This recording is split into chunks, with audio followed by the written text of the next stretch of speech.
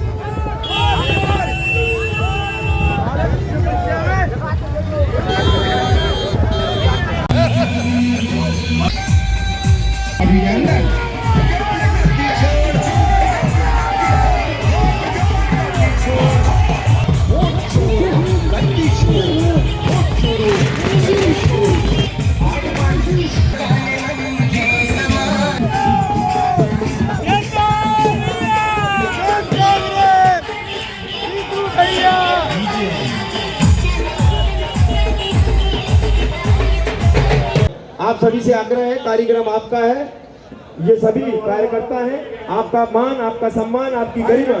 Soni ji block अध्यक्ष किसान कांग्रेस उनके साथ पधारे आदरणीय मुकेश नाइक जी, आदरणीय लखन गंगोरिया जी, आदरणीय हर्ष यादव जी का भी हृदय से स्वागत, वंदन, अभिनंदन करता हूं। साथ साथ मंच पर विराजमान सभी वरिष्ठ कांग्रेस नेताओं और मेरे सामने उपस्थित कार्यकर्ताओं को सादर प्रणाम करता हूं। मैं आप सभी को ये वचन देता हूं कि पार्टी के अंदर प्रत्येक कार्यकर्ता के छोटे से छोटे प्रयास और मेहनत का पूरा सम्मान किया जाएगा और मेरे कार्यकाल में हर निष्ठावान कार्यकर्ता को मेरा पूरा समर्थन रहेगा।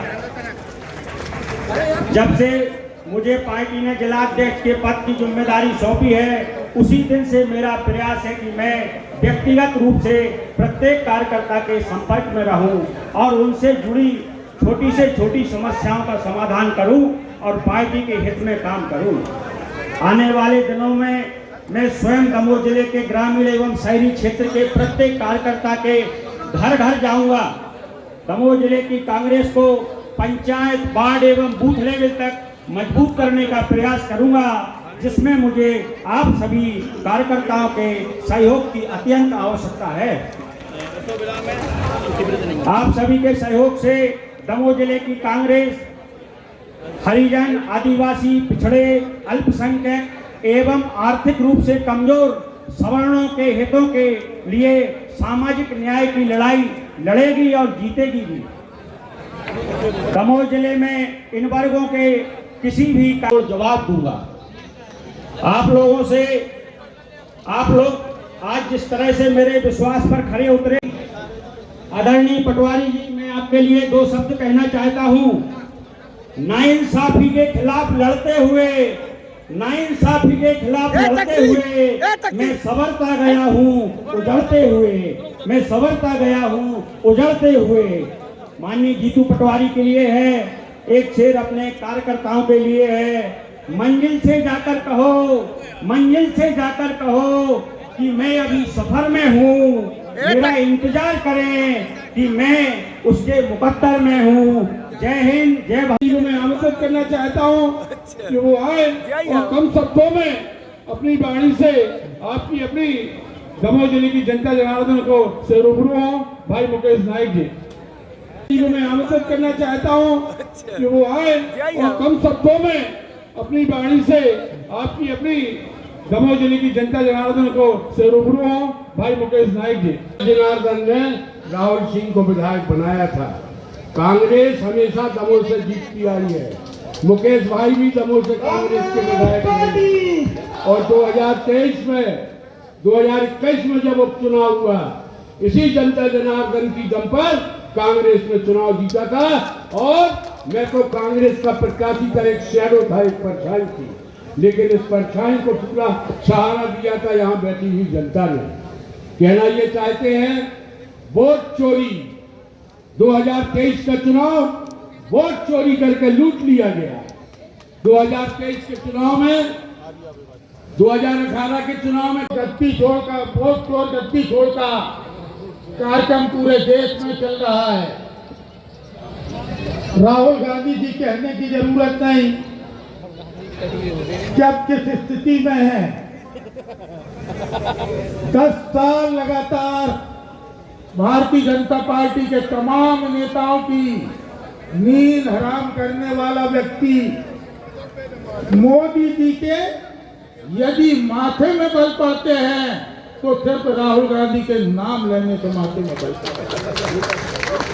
चलचलाती धूप, कड़कड़ाती ठंड और बारिश तो छोड़ो, बर्फ भी गिर रही हो, अपनी धुन में देश के संविधान, देश के लोकतंत्र को बचाने निकले हैं।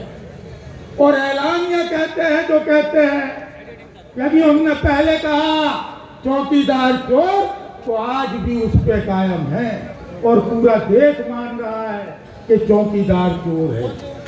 पूरा देश मान रहा है। अंजाम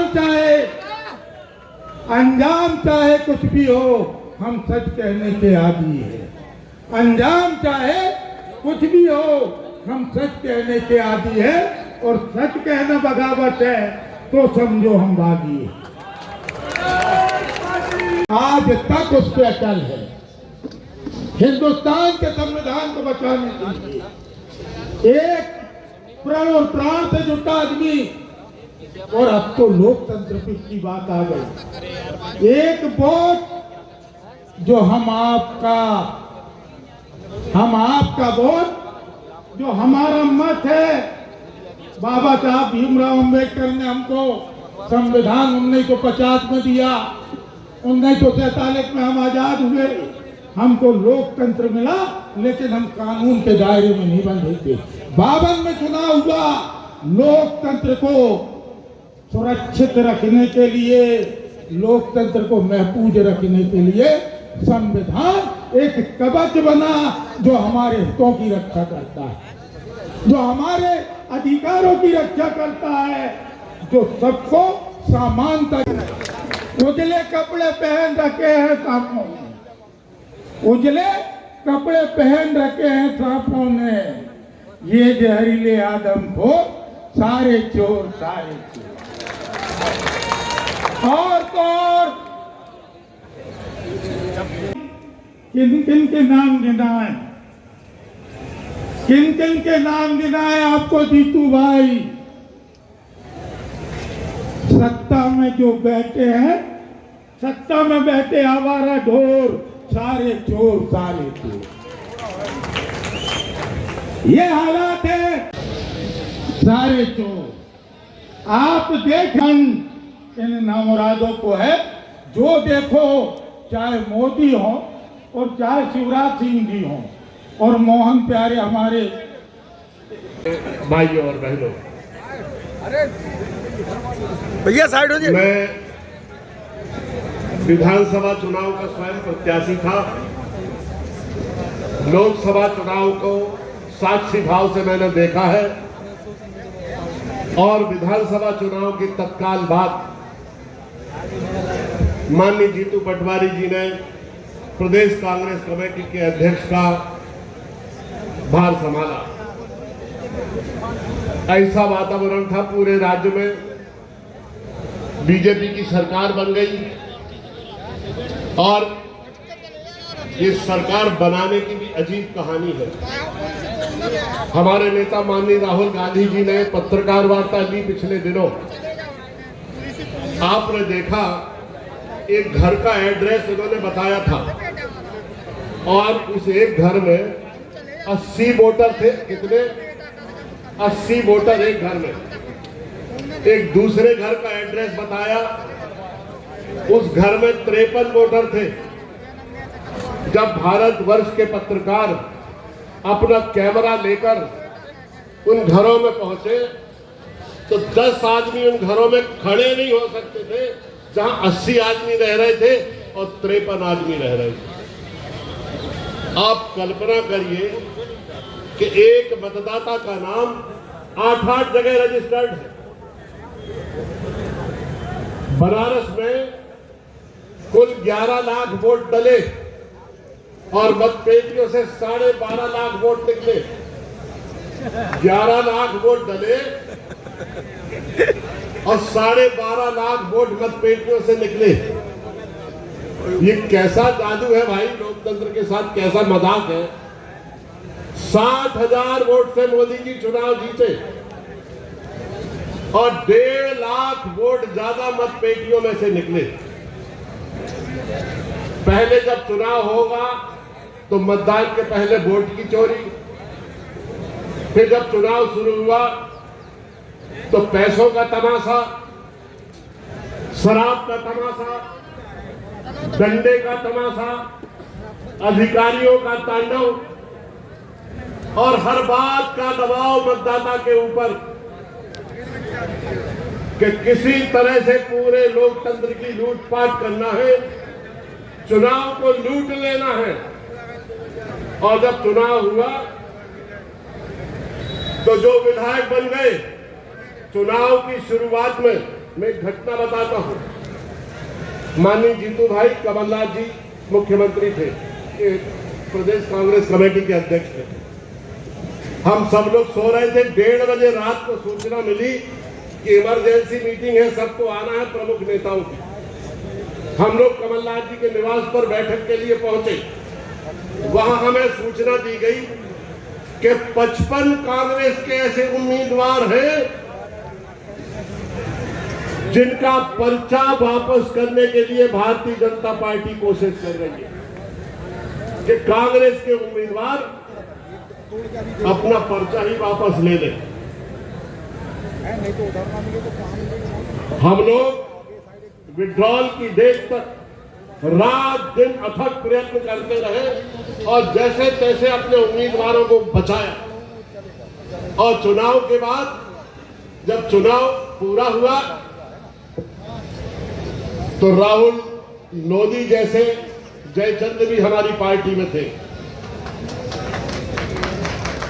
निर्वाचित होने के बाद 22 एमएलए ज्योतिरादित्य सिंधिया के साथ चले गए। पूरे राज्य में उनके लेन देन की जो चर्चा हुई वो रिपीट करने की जरूरत नहीं है। आप सब लोग जानते हैं कि किस तरह की बेईमानी है। लेकिन मुझे एक बात का जरूर दुख है, वो इस बात का कि बुंदेलखंड ने कभी भी इस तरह की विद्रूप संस्कृति का समर्थन नहीं किया। ये पहली बार हुआ कि राहुल लोधी जैसे बेईमान उम्मीदवार बुंदेलखंड से लोकसभा में चले गए। आपको ध्यान होगा कांग्रेस पार्टी ने भी एक गलती की थी। चंद्रभान लोधी अटल बिहारी वाजपेयी की सरकार गिरा के कांग्रेस में आए थे। हमने टिकट दे दिया, 2 बार टिकट दे दिया और अवसर मिलते ही फिर से बीजेपी में चले गए। कहना ये मैं चाहता हूं कि भारत में पिछले 10 सालों में और 15 सालों में जिस तरह की राजनीतिक संस्कृति को बीजेपी ने जन्म दिया है, अगर देश की जनता ने इसको प्रोत्साहन दिया तो हमारे लोकतंत्र के मूल्य, हमारे लोकतंत्र की अस्मिताएं और लोकतंत्र की जो शुचिता और स्वच्छता है, क्या इस देश में बच पाएगी? क्या बताइए आप लोग। क्या इस तरह की संस्कृति को प्रमोट करना है, प्रोत्साहित करना है? अगर नहीं करना है, कोई भी राष्ट्र, कोई भी देश केवल नेता नहीं बनाते, नेता को भी जनता बनाती है और देश को भी जनता बनाती है। कैसा देश बनाना चाहती है इस देश की जनता? आया राम गया राम की संस्कृति वाला, बेईमानी वाला, देश को लूटने वाला? 25 साल हो गए, 25 साल। याद करो, नवंबर में लोकसभा में कितने चुनाव बीजेपी ने जीत लिए, याद करो। दमोह विधानसभा में एक उपचुनाव को छोड़कर कितने चुनाव बीजेपी ने जीत लिए। आपके हटा में, आपके पथरिया में, आपके पूरे बुंदेलखंड में देखिए कितने चुनाव बीजेपी ने जीत लिए। आप बताइए, हमारे ऋषि परंपरा में कहा गया, हमारे शास्त्रों में कहा गया कि एक युग में पत्थरों के आकार भी बदल जाते हैं, पत्थरों की आकृतियां भी 12 साल में बदल जाती हैं। लेकिन मुझे बड़े दुख के साथ ये कहना पड़ रहा है कि 25 साल हो गए, लेकिन भारत के सहृदय नागरिक, भारत के गरीब नागरिक, इतनी छोटी सी बात भी उनको हमें समझना होगा कि किस बेईमानी से ये सरकारें बनाते हैं और किस तरह से देश का दोहन करते हैं। 275 लाख करोड़ कर्जा है भारतवर्ष के ऊपर। जब मनमोहन सिंह ने सरकार छोड़ी थी, ध्यान से सुनिए, तब 49 लाख करोड़ कर्जा था भारतवर्ष के ऊपर, और मोदी जी ने प्रधानमंत्री बनने के बाद 275 लाख करोड़ का कर्जा भारत के ऊपर कर दिया। जब दिग्विजय सिंह जी ने सरकार छोड़ी थी, 25,000 करोड़ का कर्जा था मध्य प्रदेश की सरकार के ऊपर।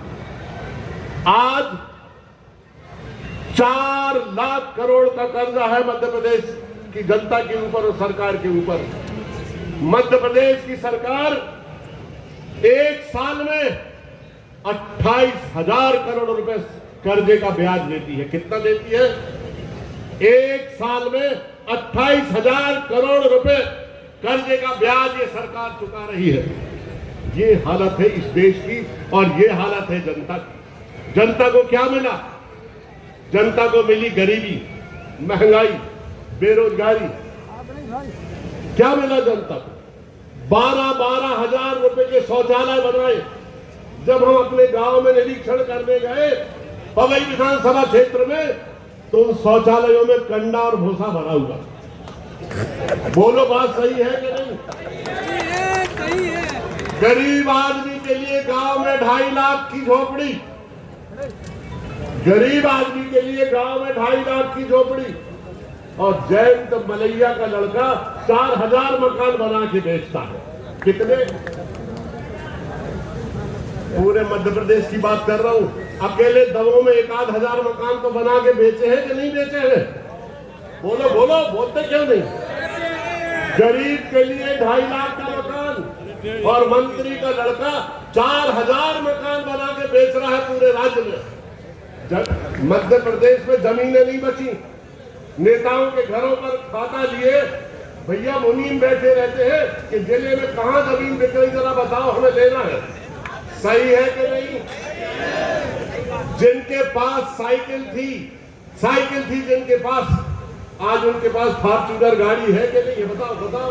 कांग्रेस के बड़े नेता हम उनके दिखाए मार्गदर्शन पर, उनके दिखाए मार्ग पर चलेंगे, नौजवानों की ऊर्जा को रूपांतरित करेंगे और पूरी कांग्रेस को एक वैचारिक प्रतिबद्धता में पिरोएंगे और एक पूरी कांग्रेस को एक नई दिशा देंगे। और जो आया राम गया राम लोग हैं ना, जो मौसम विज्ञानी है, मौसम देखकर तेवर बदलते हैं, ऐसे लोगों की अब कांग्रेस में कोई जगह नहीं है।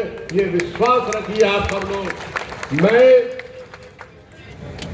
बहुत फक्र के साथ अपने शहर में आप सब लोगों की ओर से माननीय जीतू पटवारी जी का स्वागत और अभिनंदन करता हूं और उनसे निवेदन करता हूं कि वो यहां आपके बीच में आए और आप सब लोगों को अपने प्रेरक और प्रखर उद्बोधन के द्वारा आप सबको संबोधित जिंदाबाद कांग्रेस पार्टी, कांग्रेस पार्टी।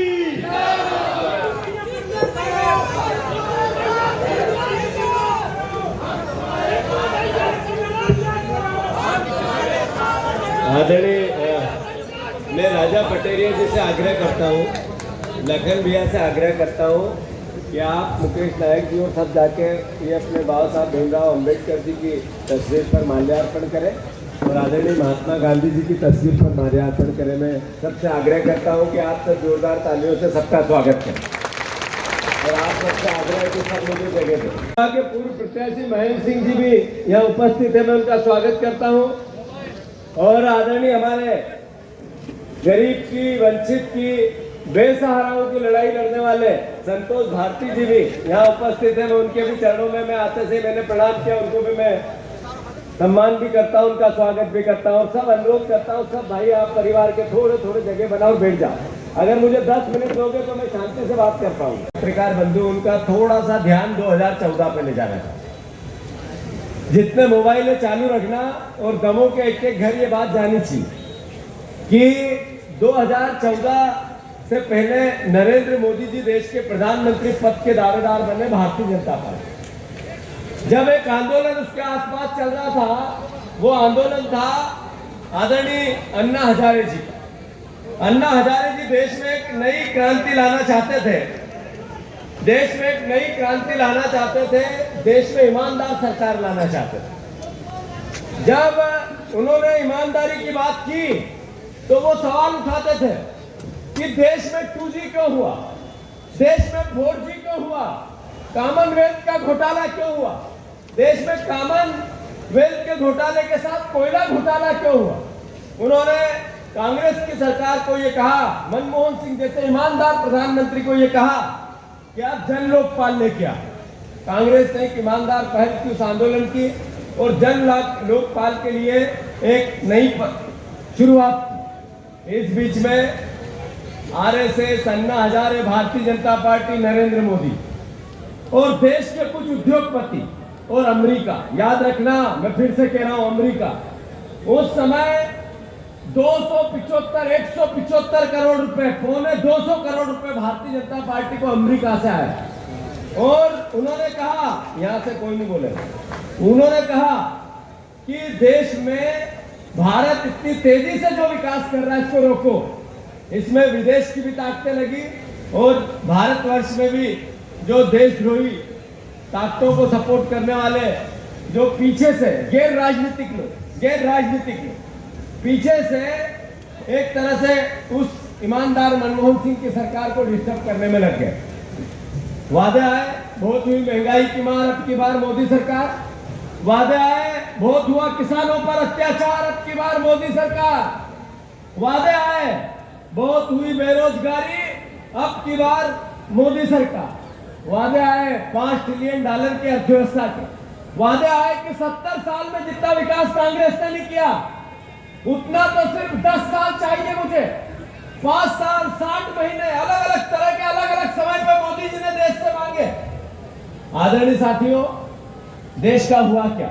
दमोह वासियों, देश का हुआ क्या? मध्य प्रदेश वासियों, देश का हुआ क्या? 2014 में ठगों ने देश की सत्ता पर कब्जा कर लिया। फिर से 2014 में ठगों ने देश की सत्ता पर कब्जा कर लिया और लोकतंत्र की हत्या करने की जो पहल थी उसी दिन से चालू हो गई। कैसे?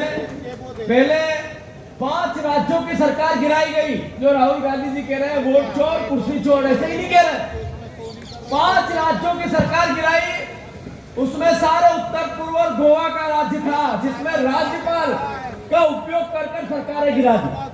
एक राज्य ऐसा था जहां पर एक भी विधायक बीजेपी का नहीं था, 1 महीने बाद पूरी सरकार बीजेपी की बनी, मुख्यमंत्री बीजेपी का बना। यह पहला अटैक था, पहला प्रहार था देश के लोकतंत्र का। दूसरा, ध्यान से सुनना मेरी बात, और इस मोबाइल से दमों के घर घर तक जानी चाहिए। दूसरा प्रहार खोखा पद्धति आई, खोखा। यहाँ का राहुल लोधी भी उस खोखा पद्धति का शिकार हुआ। आज सांसद है, एक खोखा, 2 खोखा, 3 खोखा, 20 खोखा, 50 खोखा तक विधायकों की बिक्री होने लगी और 500 से ज्यादा विधायक देश में दल बदल हुए, खरीद फरोख्त हुए। ये दूसरा प्रहार था देश के लोकतंत्र पे नरेंद्र मोदी का। तीसरा प्रहार रिसोर्ट पॉलिटिक्स, जिसमें सब विधायकों को एक साथ इकट्ठा कर एक बड़ी होटल में ले जाया जाता है, वहां पर इकट्ठा करके रखा जाता है, फिर वहां पर सरकार गिराने का पूरा एक रोडमैप तैयार रहता है, जिसमें मध्य प्रदेश, महाराष्ट्र, कर्नाटक, राजस्थान ऐसे कई राज्यों की सरकारें गिरा दी नरेंद्र मोदी ने। ये तीसरा प्रहार था लोकतंत्र। ये चौथा प्रहार वोट चोरी, जैसा भी मुकेश नायक जी ने कहा, दमों के वोट सागर में डलवा दो, सागर के वोट अलग अलग विधानसभाओं के अलग अलग विधानसभाओं में कर दो, देवरी के वोट अलग हटा में कर दो, हटा के वोट देवरी में कर दो, और सब जगह वोट डालने जाओ। तंत्र उनका है, उनका चुनाव आयोग है। अगर हम आवेदन भी दें कि काटो नाम डबल है तो नहीं कटेंगे, इसलिए कि नरेंद्र मोदी नई विधा लाए हैं कि आप सबका वोट का अधिकार अब सरकार का है, जनता का नहीं बचा। अरे बाबा साहब अम्बेडकर ने आम आदमी को, एक गरीब को और अडानी को, अंबानी को, हमारे यहाँ से जो धन्ना सेठ है जिनका इतना बड़ा कॉलेज बन गया, आदरणीय विधायक जी, जिनका कॉलेज ही ऊपर देखने में सर दर्द होता है, इतना बड़ा कॉलेज यूनिवर्सिटी बन गई, उस यूनिवर्सिटी के मालिक का वोट की कीमत भी एक है और एक गरीब किसान मजदूर के वोट की कीमत भी एक है। ये बाबा साहब अम्बेडकर ने, कांग्रेस पार्टी ने हम सबको अधिकार दिया, चुनाव आयोग के साथ किया और ये कहा कि मैंने ये बताया उत्तर दो।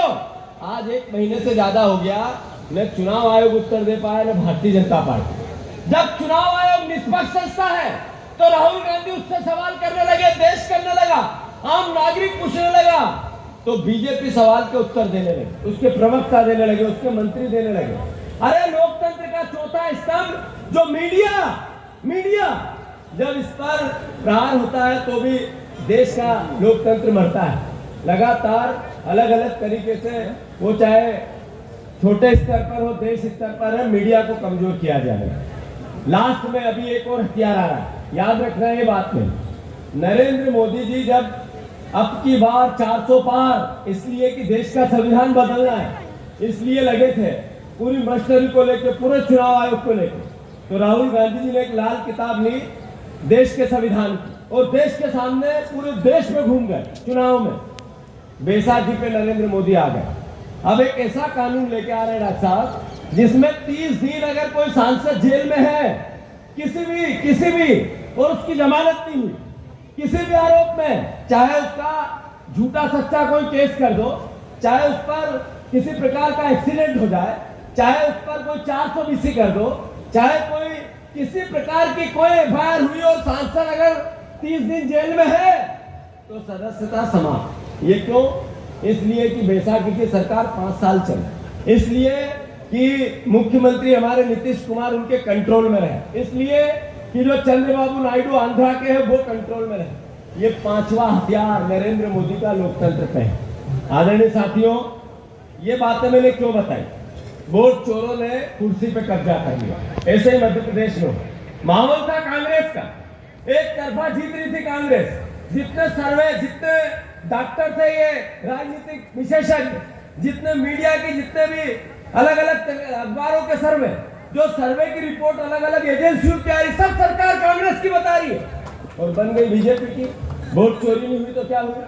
अरे टंडन जी, यहाँ भी अगर याद रखो, यहाँ अगर ढंग से एक वोट का मैनिपुलेशन हुआ तो ये जो आज हमारे विधायक जी जीते हुए नहीं है, ये हारे हुए विधायक है, याद रखना ये बात। वोट चोरी करके बने हैं। मैं आप सबसे आग्रह करना चाहता हूँ कि हम सबकी ड्यूटी बनती, ये जो बीजेपी है ना, ये थोड़े पीछे की अकल की, मोदी जी और पीछे की अकल की है। ये नरेंद्र मोदी जी का देखो आप, लंबे चौड़े हाथ ऊंचे कर करके भाषण देते हैं। जब कोविड आया तो राहुल गांधी जी ने कहा कि देश में ऐसा पेंडेमिक आएगा, लाखों लोग मर जाएंगे, आप एयरपोर्ट बंद करो, उन देशों पे प्रतिबंध लगाओ जहां पर कोविड आ चुका। हमारे देश में तो बाद में आया था। नरेंद्र मोदी उनकी हंसी उड़ाते रहे, बीजेपी उनकी हंसी उड़ाती रही वो यहाँ कांग्रेस की मध्य प्रदेश की सरकार बदलते रहे और अंतो गत्वा कोविड आया, इनने थालियां बजवाई, इनने तालियां बजवाई, पर अंतो गत्वा ना ऑक्सीजन मिला, न रेमडेसिविर मिला, न बेड मिले, न डॉक्टर मिला और 1 करोड़ से ज्यादा लोगों की मौत हो गई। इन मौतों का दोषी कौन है? इसकी सजा किसको मिलनी चाहिए? अरे आपके भाई बहन, परिवार, रिश्तेदार, पड़ोसी, आपके दूर का कोई दोस्त, पहचान वाला अगर मरा तो उसका दोषी भारतीय जनता पार्टी और नरेंद्र मोदी की सरकार है। याद रखना ये बात। ये पीछे की अकल के लोग हैं। अभी लखन भैया कह रहे थे नरेंद्र मोदी, भारतीय जनता पार्टी पीछे की अकल की। जब कंप्यूटर क्रांति आई तो उस समय के लोग बैलगाड़ी लेके संसद चले गए, ये पीछे की अकल के कारण ही गए। आज जब नोटबंदी हुई तो राहुल गांधी जी ने विरोध किया कि यह अर्थव्यवस्था बहुत खून पसीने से हमारे नेताओं ने बनाई है, कांग्रेस ने बनाई है। देश इस स्तर पर है जो चाइना से मुकाबला कर रहा है, तो वो हमारे कांग्रेस के 70 साल का नतीजा है। नोटबंदी मत करो। नरेंद्र मोदी ने नोटबंदी की और पूरे देश की अर्थव्यवस्था चौपट हो गई, पीछे की अकल थी, इसीलिए ये घटना हुई।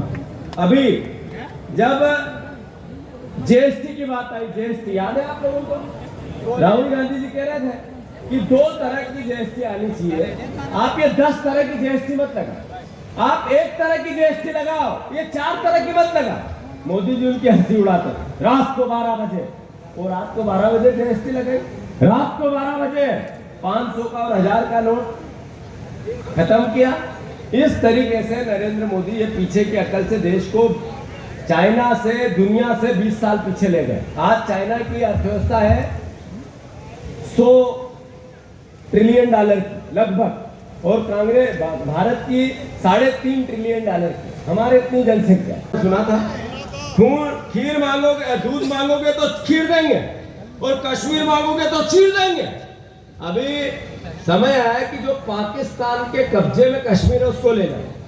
उन्होंने हमारे 26 भाइयों की हत्या कर दी। पूरा देश मोदी के साथ, राहुल गांधी मोदी के साथ, पूरी कांग्रेस पार्टी मोदी के साथ, हर तरह का देश का एक नागरिक सेना के भी साथ। सेना ने 25 मिनट में 9 ठिकाने नाबूद कर दी। 25 मिनट, ऐसी हमारी सामरिक शक्ति थी। पूरा देश एकजुट। ट्रंप ने कहा मोदी जी तो करते हैं, तो बच्चे क्या करते हैं? अरे वो करते हैं तो बच्चे क्या करते हैं? आप देखो कि पूरे देश ने कहा कि आपने कहा था खीर मांगोगे, दूध मांगोगे, खीर देंगे, कश्मीर मांगोगे, चीर देंगे, कश्मीर लो। और नरेंद्र मोदी और बीजेपी का असली चेहरा याद आया कि केवल वोट के लिए उनको तो कश्मीर, खीर और दूध याद आ रहा था। ओरिजिनल में लड़ाई नहीं लड़ना चाहते। ये पीछे के दरवाजे के लोग हैं। जब जातिगत जनगणना की राहुल गांधी जी ने बात की, राहुल गांधी जी ने यूपी के महात्मा मुख्यमंत्री, उन्होंने कहा कि बटोगे तो कटोगे, मतलब नफरत फैलाई। अलग अलग बीजेपी के सारे सांसद राहुल गांधी को गाली देने लगे, अलग अलग प्रकार की उनकी व्याख्या की, देश में नफरत की बात की, अलग अलग तरीके से आरएसएस ने भी कमेंट्स किए इसी पे कि जातिगत जनगणना नहीं होनी चाहिए। और राहुल गांधी कहते रहे, अंतोगत्वा नरेंद्र मोदी ने बात मानी। यानी जो राहुल गांधी बात कहते हैं, जिन पर इनने 50,000 करोड़ रुपए उनकी इमेज को खराब करने के लिए लगाए, अंतोगत्वा बीजेपी और नरेंद्र मोदी को बात माननी पड़ती। मैं आप सबसे अनुरोध करना चाहता हूं, कांग्रेस पार्टी एक ऐसी पार्टी है जो गरीब की बात करती है, जो दलित की बात करती है, जो किसान की बात करती है, जो महिला की बात करती है, जो सबसे वंचित और सबसे ज्यादा जिसको सरकार की उसकी बात करती है। कमलनाथ जी की सरकार आई सिर्फ 1.5 साल 16 महीने, उसमें उन्होंने क्या काम किया? सबसे बड़ा काम किया, ओबीसी का आरक्षण लेके आए। ओबीसी का आरक्षण क्यों लेके आए? कि ओबीसी के समाज को भी अधिकार है इस बात का कि वो समाज की मुख्य धारा में आए। जातिगत जनगणना क्यों है? इसकी आवश्यकता क्यों है? जातिगत जनगणना इसलिए है कि इसमें गरीब की पहचान है। अगर कोई ब्राह्मण साथी भी जो मंदिर में रोज पूजा करता है, अगर उसकी बेटी को पढ़ा नहीं पाए, अपने परिवार का इलाज नहीं कर पाए, तो उसकी पहचान होनी चाहिए। तो जाति की गणना होगी और फिर उसमें गरीब कौन है और अमीर कौन है इसकी पहचान होगी, तभी तो देश के खजाने उसके लिए खुलेंगे। तो कांग्रेस पार्टी हमेशा से नीतिगत देश का भला करना चाहती। ओबीसी के आरक्षण में लखन भैया शिवराज जी भाषण देते रहे 5 साल से, हम ओबीसी का आरक्षण लाना चाहते हैं। ये मोहन यादव जी कहते रहे हम ओबीसी का आरक्षण लाना चाहते हैं, और उधर 100 करोड़ रुपए वकीलों को देते रहे कि रोको। अभी सर्वदलीय मीटिंग बुलाई, अभी हम गए, उमंग सिंगार जी गए, लखन हमारे अरुण यादव जी गए, कमलेश्वर पटेल जी गए, हमारे राज्यसभा के सांसद अशोक जी गए। हमने जब पूछा कि भैया अभी तक 5 साल अगर आपने ओबीसी का आरक्षण नहीं आन दिया तो दोषी कौन और सजा किसको मिलना चाहिए, तो मोहन यादव जी ने कहा अब हो गया जो हो गया, अब देखो अब अच्छी कहा, चलो यार मिल के करते हैं, ये करते हैं वो करते हैं। मैंने कहा चलो सद्बुद्धि आई, अच्छा है, प्रयास करते हैं। तो जैसे मीडिया के पास उठ के आए तो पहले श्रेय लेना, लागू नहीं करना, पहले श्रेय कि हमने किया। तो मैं भी आप ही का बेटा हूँ, परिवार का हूँ, कम रहता क्या? मैंने हाथ पकड़ा, रुको रुको, जाओगे कहाँ? क्या कहा इनने कि हम सब चाह रहे हैं वकीलों को हमने कह दिया है फिर हम सब मिलकर ओबीसी का आरक्षण लाएंगे। ऐसे उन्होंने मीडिया में वाइट भी देखी थी क्या आप लोगों ने? आप लोगों ने तो देखी होगी मीडिया वालों। मैंने कहा ऐसा नहीं है, अभी तक रोकने वाले आप ही हो, 100 करोड़ रुपए वकीलों को देने वाले आप ही हो, आप ही ने 5 साल 6 साल आरक्षण लागू नहीं होने दिया, उसके दोषी भी आप ही हो, और उसकी सजा आपको ओबीसी का समाज देगा, देगा कि नहीं देगा? मैं अनुरोध करना चाहता हूं, हम विपक्ष में हमारा काम है कि बीजेपी के 5 साल के सरकार में विपक्ष की जनता की भूमिका निभाए। इन्होंने 3000 रुपए बहनों को देने का बोला था, अभी 1200 दे रहे हैं। 1800 रुपए की चोरी कर रहे हैं कि नहीं कर रहे हैं? फिर से बताओ, कर रहे हैं कि नहीं कर रहे हैं? जरा बोलो बोलो, बोलते हुए के बेर बिकते हैं। इन्होंने किसानों को कहा था 3100 का धान का दाम देंगे, अभी 2100 में धान बिक रहा है, तो 1000 रुपए की चोरी कर रहे हैं कि नहीं कर रहे हैं? इन्होंने 2700 रुपए के गेहूं का बोला था, 2700 रुपए इनने दे रहे हैं 2100, 2200, 2300, तो 400 रुपए की गेहूं की चोरी कर रहे हैं कि नहीं कर रहे हैं? ये पत्रकार बंधुओं 450 का गैस सिलेंडर आपको भी बोला था, मिल रहा है क्या? 1000 का दे रहे हैं, तो 550 की चोरी कर रहे हैं कि नहीं कर रहे? बोलो पत्रकारों, आप बोलो पहले, नहीं तो हम नहीं बोलेंगे, आप नहीं बोलोगे तो। लोग कहते हैं कि पत्रकार नहीं बोले तो जनता क्यों बोले? आप भी तो ये सवाल करो जो हमने किया, अखबार में भी तो आना चाहिए जो हमने कहा। अरे आपने 2 मंत्री है यहाँ, 2, लखन पटेल और धर्मेंद्र लोधी, दोनों के क्षेत्र में यूरिया के लिए किसान डंडे खाए, तो फिर किसान और पत्रकार और कांग्रेस की बोले तो कौन बोला सही है कि गलत? ये यूरिया की बोरी कांग्रेस का शासन था तो क्या भाव थी? और 50 किलो की थी, अभी ये 45 किलो की है, और क्या भाव है? और फिर भी नहीं मिल रही, सही है कि गलत? ये 5 किलो यूरिया की भी चोरी की तो बीजेपी और नरेंद्र मोदी ने की। मेरे को ये बताओ कि ये मुझे कहते हैं बहनें बैठी हैं, मैंने कहा कि हमारे मध्य प्रदेश में सबसे ज्यादा नशा बिकता है, मैंने कहा कि सबसे ज्यादा दारू मध्य प्रदेश में बिकती है, मैंने कहा कि हमारे शहरी क्षेत्र में जो नए बच्चे बच्चियां पढ़ने जाते हैं वहां ये बीमारी और फैल रही है, तो एक सरकार का दायित्व है, रोको, हम सहयोग करना चाहते हैं। मैंने मुख्यमंत्री जी से कहा मुख्यमंत्री जी इस नशे पे लगाम लगा, हम आपका सहयोग करना चाहते हैं। तो मुझे कहने लगे बहनों का अपमान कर दिया, मेरे पुतले जला दिए।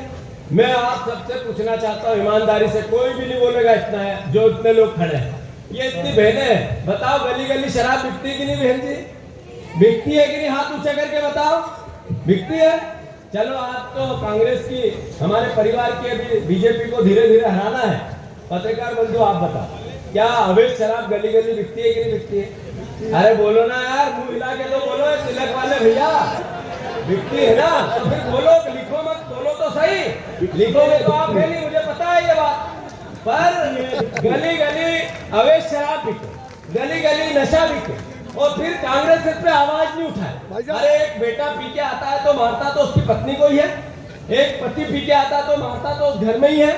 अरे जो बहन है हमारी, वो परिवार की, अगर उसके घर में भी कोई नशा करके आए तो तकलीफ तो घर में होती है नहीं होती? जो माँ बाप है उसका बेटा लौटता हुआ आए तो खून के आंसू निकलते हैं कि नहीं निकलते? और ये बात मैं नहीं करूं तो कौन कर?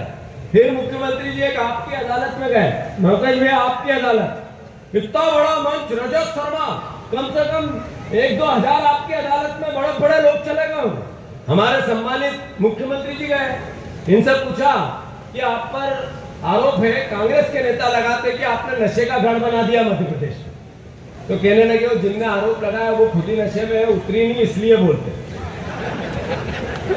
मैंने कहा कि मोहन यादव जी आप हमारे मुख्यमंत्री और आप प्रदेश के मुखिया हो, आपका सम्मान रखना हमारी ड्यूटी है। उन्होंने मुझे कहा मैंने जिंदगी में अभी तक सुपारी, पान नहीं और कुछ क्या होता है, बीड़ी, सिगरेट और ये तो बहुत दूर हो गए, इतना भी नहीं पिया खाया। फिर मैं कोई आरोप, फिर भी मैं मोहन यादव जी को फिर से दमों की इस पवित्र धरती से कहना चाहता हूँ, मेरा और आपका दोनों का टेस्ट करा लेते। अगर मेरे में किसी भी प्रकार के लक्षण मिले और डॉक्टर आपका, तो मैं राजनीति से त्याग पत्र दे दूंगा।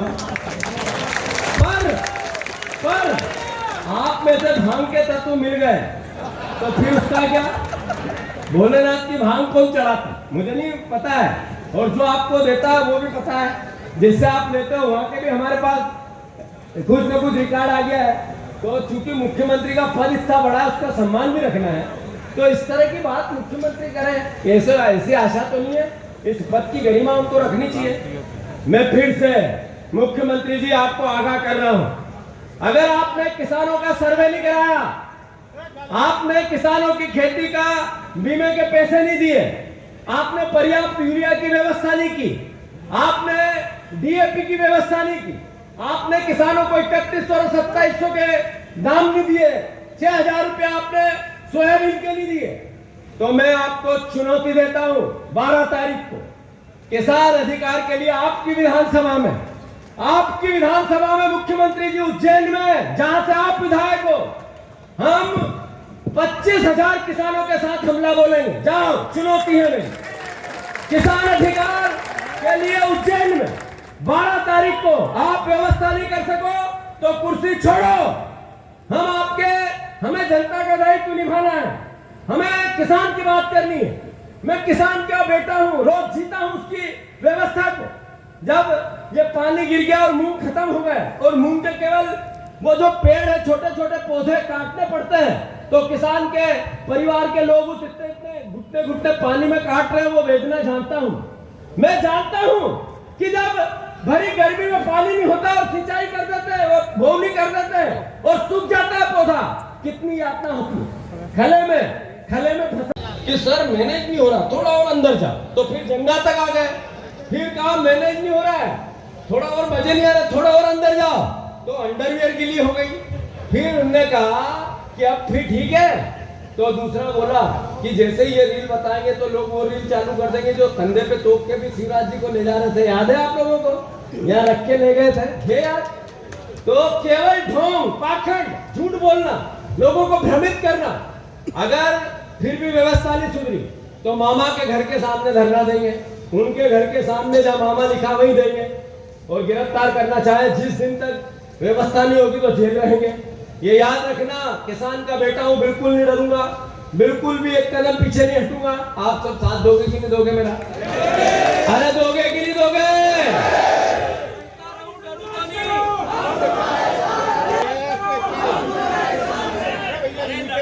डरू तो नहीं, डराएगी तो आप सब मेरा साथ आओगे, मुझे जेल भेजेगी तो सहयोग करोगे। जय जवान, जय जवान, जय जवान, जय जवान, जय जवान, जय किसान। एक और बात, ये लाइन बंद हो गई है।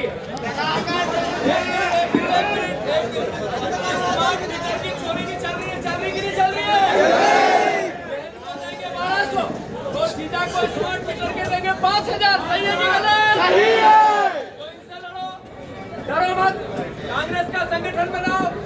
2028 में 100% कांग्रेस की सरकार बनेगी। आप सब एकत्रित रहो। भारत